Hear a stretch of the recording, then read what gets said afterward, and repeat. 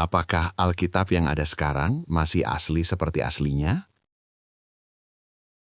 Prinsip dasar, pengilhaman dan pemeliharaan ilahi.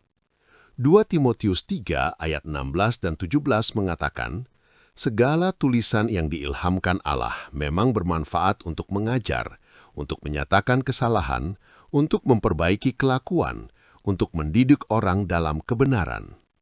Matius 24 ayat 35, langit dan bumi akan berlalu, tetapi perkataanku tidak akan berlalu. Yesaya 40 ayat 8, rumput menjadi kering, bunga menjadi layu, tetapi firman Allah kita tetap untuk selama-lamanya. Allah yang mengilhamkan Alkitab juga berdaulat memeliharanya. Ini adalah keyakinan iman yang didukung bukti historis. 2. Proses penulisan dan kanonisasi. Alkitab ditulis dalam rentang 1.500 tahun oleh kurang lebih 40 penulis, tetapi kanonisasi, pengakuan kitab-kitab yang diilhami, dilakukan dengan ketat. Perjanjian Lama diakui oleh Yahudi sebelum zaman Kristus. Lihat Josephus Against Apion, buku 1 bagian 8. Perjanjian Baru dikumpulkan dan diakui gereja mula-mula berdasarkan kesesuaian dengan ajaran apostolik, penggunaan luas di gereja-gereja awal, kesaksian sejarah para bapak gereja seperti Ireneus abad kedua. 3. Bukti keaslian dari ilmu tekstual kritik. Perjanjian Lama, naskah Masoretik abad ke-7 sampai 10 Masehi, disalin dengan ketat oleh ahli kitab Yahudi, Masoret, yang menghitung setiap huruf untuk mencegah kesalahan. Bukti tambahan, gulungan Laut Mati tahun 1947 ditemukan berusia 250 sebelum Masehi sampai 70 Masehi, memuat hampir seluruh perjanjian lama. Ketika dibandingkan dengan naskah Masoretik 1000 tahun lebih muda, kesamaannya 95-98% dan perbedaan hanya pada ejaan atau tata bahasa, bukan ajaran. Septuaginta, terjemahan Yunani, abad ketiga sebelum Masehi, menunjukkan konsistensi teks.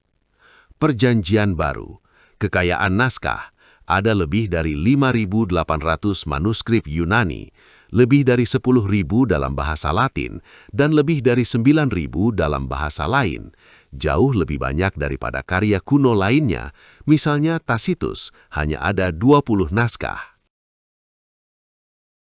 Usia naskah tertua, Papirus 52 Yohanes 18, kira-kira tahun 125 Masehi, hanya 30 hingga 40 tahun setelah penulisan asli. Kodeks Sinaiticus, abad keempat, memuat seluruh perjanjian baru. Kodeks Vatikanus, abad keempat, hampir lengkap. Variansi tekstual. Menurut scholar Alkitab seperti Daniel B. Wallace, tidak ada varian yang mempengaruhi doktrin inti, seperti keilahian Kristus, keselamatan oleh iman. Sebagian besar adalah kesalahan salin kecil, ejaan, urutan kata. 4. Respons terhadap klaim koruksi teks. Klaim umum, Alkitab telah diubah oleh gereja atau penyalin. Tanggapan, fragmentasi geografis. Naskah disebar di berbagai wilayah seperti Mesir, Syria, Roma, dan lain-lain. Mustahil ada konspirasi mengubah semua teks serentak. Kesaksian Bapak Gereja. Kutipan Alkitab dari para Bapak Gereja seperti Ireneus dan Clemens pada abad kedua-3 sudah sama dengan teks kita sekarang. Penemuan arkeologi. Gulungan Laut Mati mengkonfirmasi keandalan transmisi teks. 5. Peran terjemahan.